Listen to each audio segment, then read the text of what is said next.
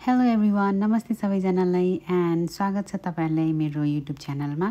I am Sandhya from Canada as an international student र आज चाहिँ हामी प्रिपेयर गर्न गइरहेको छौँ छ्याङ because as you all guys know कि दसैँ आइसकेको छ।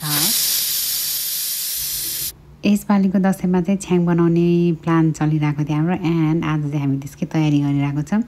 यसको लागि चाहिँ हामीले दुईटा पोका थाई चामल लिएर आयौँ स्टिकी राइसवाला एन्ड हामीले चाहिँ यसले मजाले पखालेर यसलाई चाहिँ पकायौँ र खाना पाकिसके पछाडि चाहिँ यसरी एउटा प्लास्टिकलाई चाहिँ ओछ्याएर स्ल्याबमाथि हामीले चाहिँ त्यो सबै खाना चाहिँ खन्यायौँ र हामीले चाहिँ दुईटा कुकर र एउटा राइस कुकरमा चाहिँ खाना पकाएको थियौँ बिकज हामीसँग ठुलो भाँडा थिएन र हामीले 2 राउन्ड चाहिँ लागेको थियो 4 किलो चामल पकाउनलाई।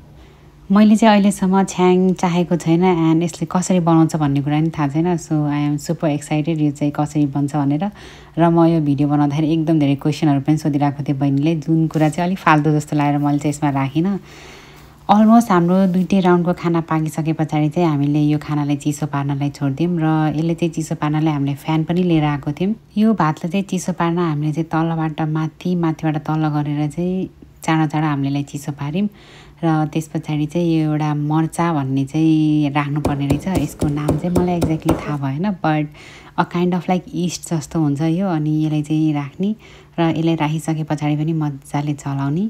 मिक्स भइसकेको छ कि छैन भनेर थाहा पाउनलाई चाहिँ यो खानाको टेस्ट चाहिँ गुलियो हुँदो रहेछ अरे मर्चा हालिसके पछाडि। हामीले त्यो टेस्ट गरेको थियौँ but it doesn't test any sweet. त्यस पछाडि चाहिँ हामीले यो खानालाई मजाले एउटा सफा भाँडामा हामीले चाहिँ बाल्टीमा चाहिँ खनायौँ र यसलाई चाहिँ फर्मेन्ट हुनलाई छोडिदियौँ। 4 देखि 5 दिनसम्म चाहिँ यो खानाले फर्मेन्ट हुन छोड्नुपर्छ भनेर चाहिँ बहिनीले भनिरहेको थियो र यसलाई चाहिँ हामीले हाम्रो एउटा किचनको छेउमा राख्यौँ। So yes guys, this is it for chhyang making प्रोसेसको लागि र यसको एन्ड रिजल्ट चाहिँ कस्तो हुन्छ म तपाईँहरूले अभियसली देखाउने नै छु। So stay tune and see you soon.